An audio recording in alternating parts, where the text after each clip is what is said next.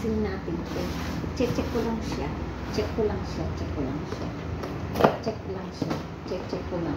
Bago ko ilagay sa box. Check ko lang siya. Bago ko ilagay sa box. Amo kong babae ang bumili nito sa IMM. Anak ni Gran ang bumili. Ang maganda nito na induction cooker, may pre na siya na ano, yung pinaka-lutoan. Yung may pre na siya. Ito yung pwedeng gamitin sa kanya. Yeah. Pwedeng magprito, pwedeng magluto ng sabaw. Okay na to. Okay na siya. Yan. 2 bata lang naman ang kagamit. Kaya ibabox ko na ito next month. Papadala ko na. Kaya i-check ko lang siya para kung may ano siya, may detect, pwede ko pang sabihin sa anak ni Granny, ibalik niya. Kaya sabi ng anak ni Granny, ipadala ko na daw kasi yung guarantee iaano sa online barcode. Pag nag-start ng gamitin, i-register siya sa barcode para yung guarantee. Check ko lang siya kung anong history niya.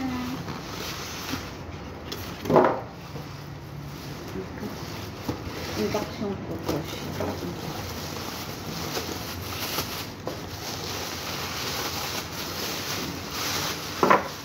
Ano ba? Sonya. Siguro okay naman din ito. Bahala na. Mura lang naman bili ng amo ko.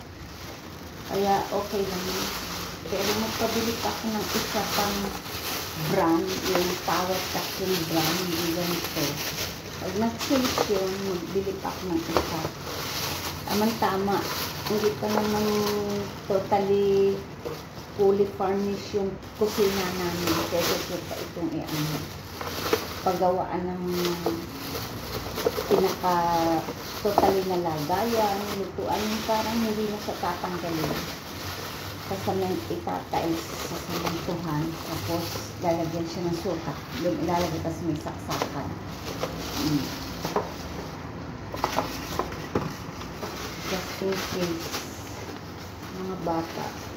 Kasi yung dalawa kong bata minsan nag-aalala ako gumamit sila ng gas yung 2 bata ko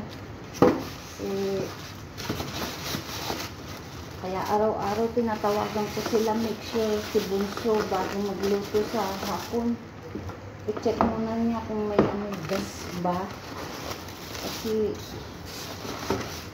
mga bata ko yung 13 years old pa lang naman naman dapat sa pero kaya na kailangan kong gamitin ito para ito na lang gamitin ng bunso kapag nagluluto. Wala naman kami binabayaran sa kuryente namin zero bill 3 months na magti 3 months na 2 months na zero bill.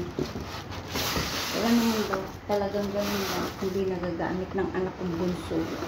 Yung yung kuryente talaga, hindi nagagamit masyado. Mag-isa lang naman siya sa bahay. Sa gabi, sinisamahan siya ng lola niya. Wala naman kaming aircon. 2 lang electric pa niyang gamit.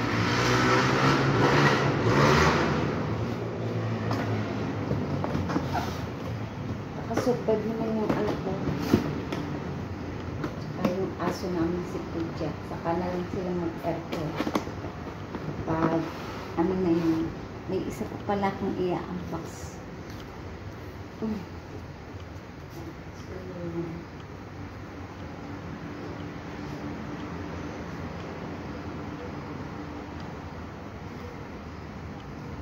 Unbox ko din pala to. Ito binili ko na mura lang to, black sugar pang ano ng blood sugar. Ito yung ano niya yata to. Yung strip niya. Tapos, ito lahat yung mga manual niya. Kasi dito sa Singapore, 4 language yung gamit nila. Malay, English, Chinese, at saka Punjabi sa Indian. Kaya apat yung booklet para sa ano. Ito yung pinaka-main nila na ano. Ito yung karayon. Ito yung karayon. Bakit hindi siya nakasama dito?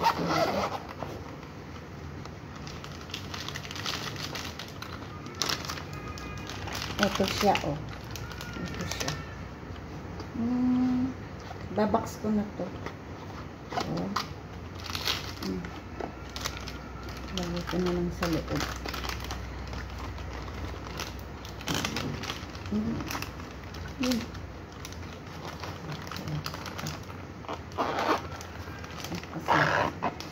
Okay na. Okay naman sila. Gumagana naman lahat.